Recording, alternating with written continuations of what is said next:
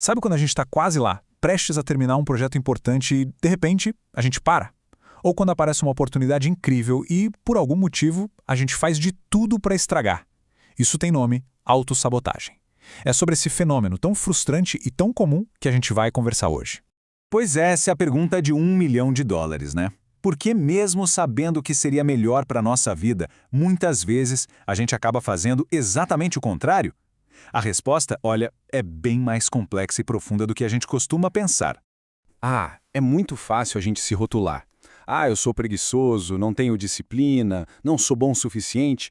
Mas e se a autossabotagem não for uma falha de caráter? E se for, na verdade, um sintoma de um conflito muito maior? Uma tensão que existe dentro de todo mundo? A questão aqui talvez não seja falta de disciplina, mas sim uma espécie de fuga da própria liberdade. Ok, vamos entender isso melhor. Para sacar a raiz da autossabotagem, a gente precisa primeiro entender uma tensão que define a experiência humana. Essa briga interna entre a vontade de ter um potencial infinito e a necessidade de ter uma identidade, uma forma definida no mundo. Pensa assim, de um lado, tem esse desejo de ser tudo ao mesmo tempo, de manter todas as portas abertas. É uma liberdade total, sem o peso de ter que escolher um caminho só. Do outro lado, para a gente existir de fato, para agir no mundo, a gente precisa de limites, de uma identidade, de fazer escolhas que, inevitavelmente, fecham outras portas. E esse desejo de não se definir, de ficar nesse potencial puro, tem uma origem bem antiga. A psicanálise chama isso de narcisismo primário.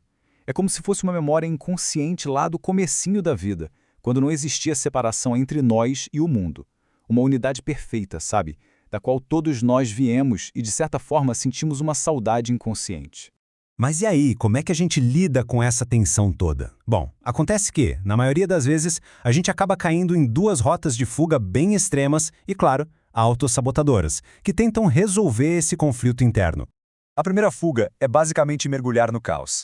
É quando a gente se entrega àquela vontade de se dissolver. A gente abandona os projetos, vive só de impulsos imediatos, deixa as emoções tomarem conta ou vai na onda do que os outros pensam. É um jeito de abrir mão da própria autonomia, um retorno simbólico àquela unidade inicial onde a gente não precisava decidir nada. E essa frase do Sartre explica perfeitamente por que essa fuga é tão tentadora. Ele nos lembra que a liberdade é um fardo. Ser livre significa ser 100% responsável pelas nossas escolhas. E vamos combinar, esse é um peso existencial que muita gente tenta evitar de qualquer jeito. A segunda fuga é o extremo oposto. Em vez de se dissolver no caos, a pessoa foge para a ordem absoluta. Ela se esconde atrás de regras, rotinas e se define só pelos papéis sociais que ocupa. Ela se transforma numa máquina de produzir, super eficiente, mas completamente desconectada do sentido da própria vida. Agora, vamos ampliar um pouco a nossa lente. Esse conflito interno não é só um problema pessoal isolado. As estruturas sociais e econômicas em que a gente vive aprenderam, e muito bem, a cultivar e a lucrar com essa nossa tendência à autossabotagem.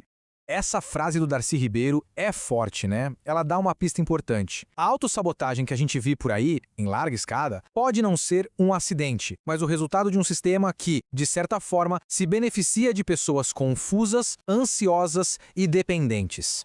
Vamos pensar um pouco no sistema educacional tradicional. Muitas vezes ele nos treina para obedecer e repetir, e não para questionar e criar.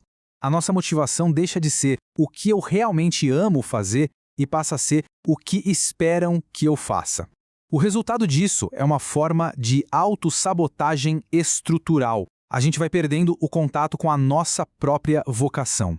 E se o sistema educacional nos domestica, a economia de hoje nos entorpece. O mundo em que a gente vive foi literalmente projetado para capturar e vender a nossa atenção. Nosso cérebro é bombardeado por recompensas fáceis e imediatas. Uma notificação no celular, um vídeo curto, estímulos que não param.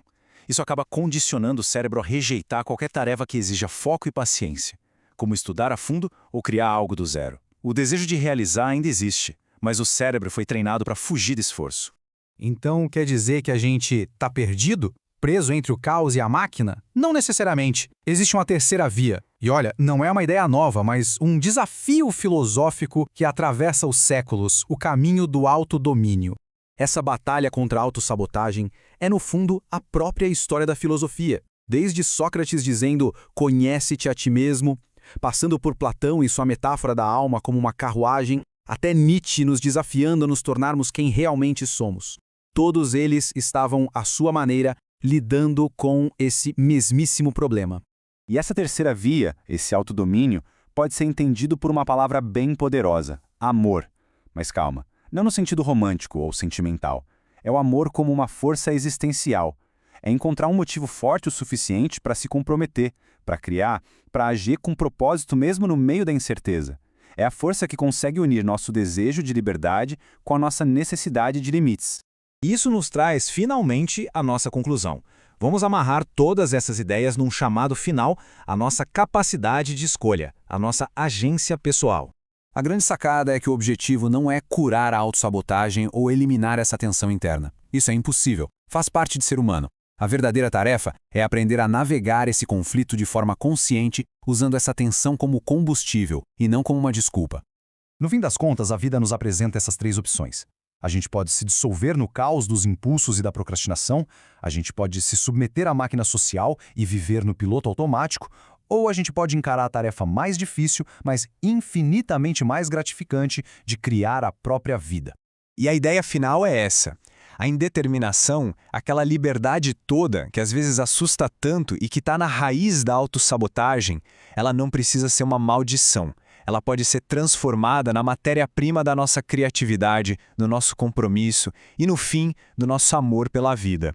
A escolha de como usar essa matéria-prima, bom, essa é nossa.